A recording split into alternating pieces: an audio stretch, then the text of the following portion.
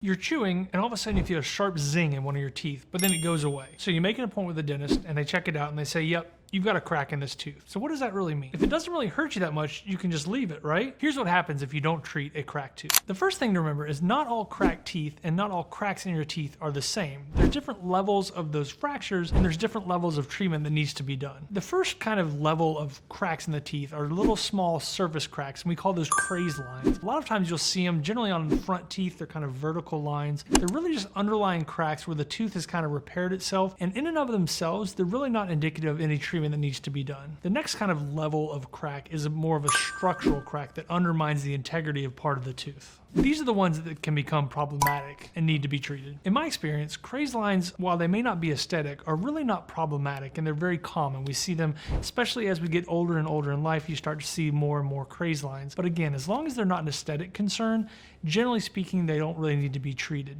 Structural cracks, however, are problematic and need to be addressed. The question that we have to determine in our office is how deep is that crack and how much of that structural integrity is undermined. So let's talk about the hairline stage. This is kind of the first stage of that underlying structural crack. These kind of cracks are the ones that start to cause discomfort when biting or when releasing that bite pressure, and they're generally not consistent. They cause occasional sporadic pain. At this stage, that crack may be pretty minimal, doesn't go as deep into the tooth, and may be contained in just that outer enamel or even a little bit into that dental layer. You may be able to protect it with a large filling or most likely a crown, but if you ignore it, there's a high potential for that crack to spread and get worse. Now let's talk about what happens when that crack goes further and might reach the nerve. If that crack continues to go deeper into the tooth and reaches the pulp, that's when you have major problems, because the pulp is the nerve center of the tooth, and that's where you're going to have hot cold sensitivity, throbbing pain, discomfort, and at that point that tooth generally needs to have a root canal.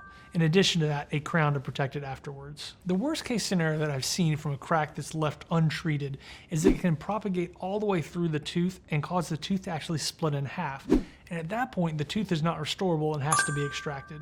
Most people delay getting treatment for a cracked tooth because the pain is sporadic, it's not constant, it's not big enough on their pain scale, and to be honest, they're just trying to avoid having to get expensive dental work done. In my opinion, these cracks rarely just stabilize on their own, and they typically just kind of grow and grow until you get into a more involved solution. The majority of times, early interaction and treatment is the best solution, because waiting till later always becomes more involved and more costly. Here's how I decide in my office what kind of treatment we need to do for a cracked tooth. We like to look at bite testing, digital radiography, visual inspection. We have staining materials that can see how far down that crack actually goes. While digital radiography is a great tool to have, sometimes the crack is in an angulation or a spot that we can't really see it, and so we have to take into account patient experience, visual inspection, and other clues that help kind of confirm the crack. Here's the take-home message. Leaving a cracked tooth untreated doesn't necessarily guarantee disaster, but it does increase the probability and chances of a problem occurring. A good way to think of it is compare it to like a crack in your windshield. It may stay a small, tiny chip, and that's fine, but under the right pressure and right forces, it may expand and become a larger problem. The earlier it's reinforced and corrected, the better odds you have that it won't grow into a bigger problem.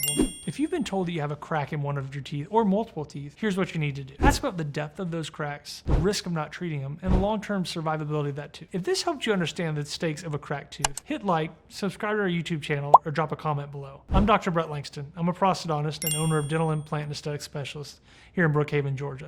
And I'm here to help you watch your mouth. Down in Brookhaven, with a smile shining bright, Dr. Brett Langston's working late into the night. With hands steady and a gaze so keen, he's the best on prosthodontist you've ever seen.